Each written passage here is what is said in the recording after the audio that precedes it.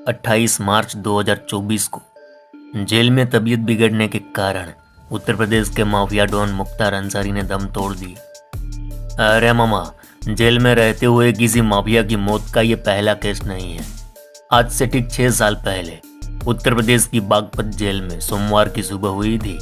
Jail के बंदी अपनी दिनचर्या में जुटे हुए थे। कोई नहा रहा था, कोई टहल रहा था, कोई कपड़े धो रहा था। तभी अचानक से जेल के एक बरेक से ताबड़तोड़ गोलियों की आवाज सुनाई दी, मानो जेल के अंदर कोई पटाखे फूट रहा हो। जेल स्टाफ से लेकर कुछ कैदी वहां भागकर पहुंचे। देखा तो फर्श पर एक लाश खून से लथपथ पड़ी थी। बॉडी के आसपास 8 से 10 बुलेट्स के खाली खोखे पड़े थे, यानी 8-10 गोलियां उस कैदी के शरीर में उतार दी गई थी। इतनी गोलियां मारने का मकसद साफ था कि मुन्ना बजरंगी हर हाल में बचना नहीं चाहिए। जी हाँ मेरे वीरों, जेल के अंदर खून से लथपथ पड़ी ये लाश किसी और की नहीं बल्कि मुन्ना बजरंगी की थी। मुन्ना बजरंगी उत्तर प्रदेश में दहशत का दूसरा नाम। गाजीपुर में विधायक कृष्णानंद राय को 400 गोलियां मारने वाला दानव मुन्ना बजरंगी एक ऐसा नाम था जो कभी उत्तर प्रदेश और बिहार में बाहुबलियों की ताकत बनकर उभरा था। मुन्ना बजरंगी, जिसे मुख्तार अंसारी की परछाई माना जाता था। कहते हैं मुख्तार के साम्राज्य को बनाने में मुन्ना बजरंगी ने न जाने कितने लोगों की बलि चढ़ा दी थी। बिहार के बागी डकैत से लेकर सियासत के बड़े बड़े हुक्मरानों से वह डील करता था। कहते हैं 250 रुपये का तमंचा लेकर अपराध की दुनिया में घुसा था। फिर 3 दशक में 250 करोड़ की प्रॉपर्टी खड़ी कर दी। कहते हैं जब यूपी पुलिस के पास AK-47 नहीं थी तब मुन्ना बजरंगी AK-47 से हत्याएं करता था। अरे मामा, इसकी कहानी सुनोगे तो आप भी कहोगे उत्तर प्रदेश में इससे बड़ा गुंडा कोई हो ही नहीं सकता।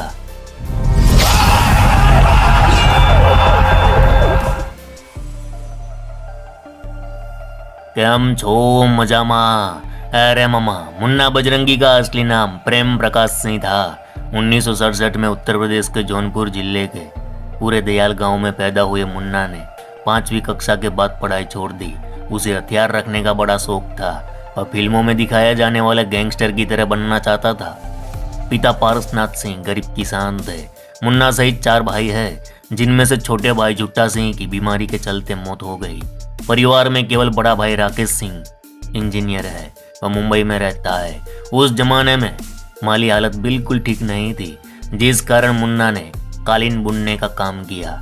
बहुत छोटी आयु थी, मुन्ना परिवार के लिए कमाने लगा, लेकिन गरीबी ने मुन्ना को अमीर बनने के शॉर्टकट रास्ते दिखाए।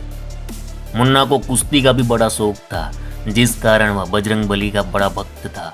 लोग उसे बजरंगी बुलाते थे।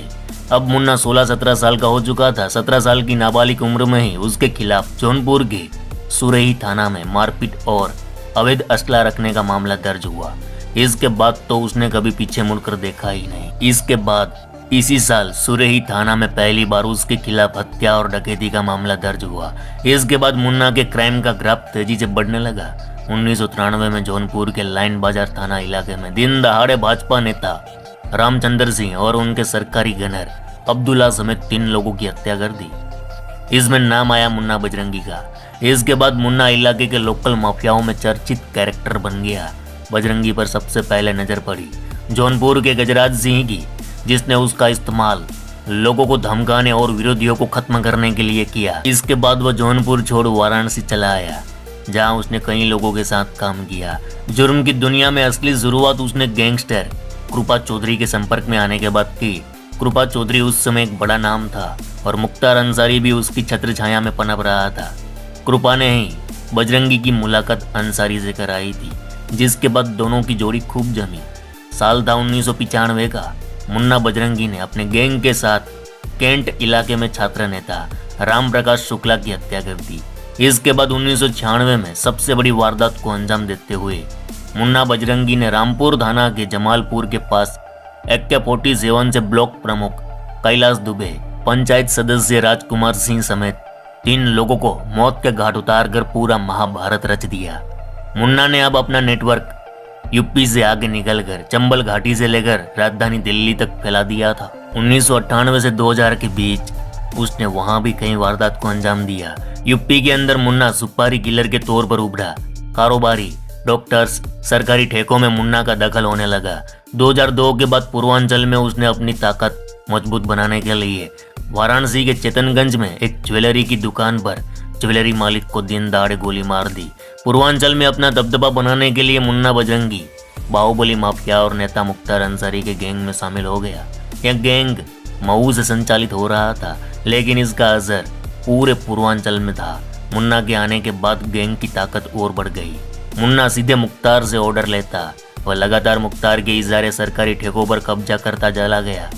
29 नवंबर 2005 को मुख्तार अंसारी के कहने पर मुन्ना बजरंगी ने भाजपा के विधायक कृष्णानंद राय को दिन दहाड़े बीच रोड धड़ाधड़ गोलियां मारकर मौत की नींद सुला दिया था। इस शूटआउट में करीब 10 से ज्यादा AK-47 का इस्तेमाल हुआ था और करीब 400 से ज्यादा गोलियां चली थी, जिसमें 7-8 लोग मारे गए थे। इस हत्याकांड ने सूबे के सियासी हलकों में हलचल मचा दी। हर कोई मुन्ना बजरंगी के नाम से खौफ खाने लगा। इस हत्याकांड को अंजाम देने के बाद वह उत्तर प्रदेश का सबसे बड़ा मोस्ट वांटेड अपराधी बन गया था। अरे मामा, क्या आप जानते हो मुन्ना बजरंगी उस जमाने का उत्तर प्रदेश का सबसे बड़ा हथियारों का सौदागर भी था। पूर्व दस्यु गया पटेल बताते हैं कि मुख्तार अंसारी का बांदा, चित्रकूट, महोबा और जालौन जिले में अच्छी पकड़ थी।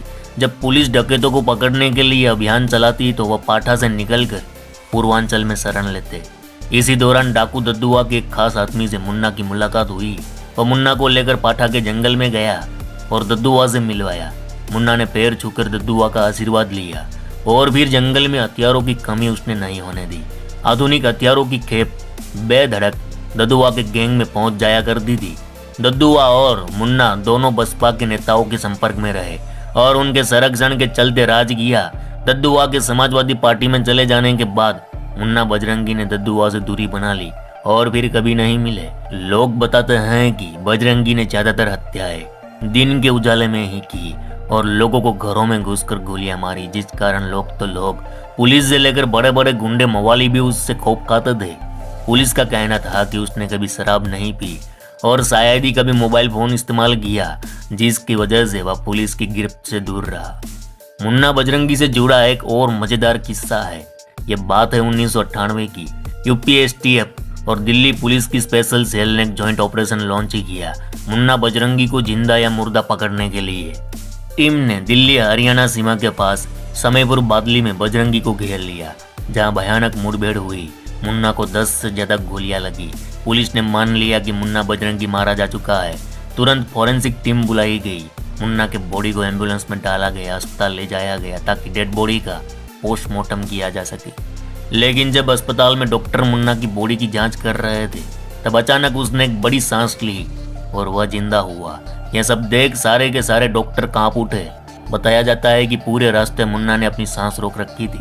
खैर, अस्पताल में उसका महीनों तक इलाज हुआ, फिर जेल भेज दिया गया और जमानत पर फिर से बाहर आया। लेकिन मामा, कृष्णानंद राय हत्याकांड ने मुन्ना की जिंदगी में पतन का आगाज कर दिया था। 2005 से 2009 तक वह देश के अलग अलग राज्यों में भागता रहा। पुलिस पीछा करती रही और आखिर में 2009 में मुंबई से वह पकड़ा गया और 9 जुलाई 2018 को मुन्ना बजरंगी उत्तर प्रदेश की बागपत जेल में बंद था। और इसी जेल में पश्चिम यूपी का और एक बड़ा माफिया बंद था, सुनील राठी। बताया जाता है 9 जुलाई 2018 की सुबह सुनील राठी ने जेल के अंदर मुन्ना बजरंगी को 8-9 गोलियां मार दी और मुन्ना वहीं मारा गया। बाद में बताया गया कि मुन्ना बजरंगी सुनील राठी को मोटा कहकर चिढ़ाया करता था, इसलिए उसकी हत्या कर दी गई। हालांकि मुन्ना बजरंगी की हत्या वर्चस्व में हुई थी, हर कोई जानता है। तो मामा, मुख्तार के मशीन गन मुन्ना बजरंगी की पूरी कहानी आपने सुनी। कहानी कैसी लगी कमेंट में जरूर बताना। चलो इस गुज्जू भाई का राम राम, मिलते हैं फिर।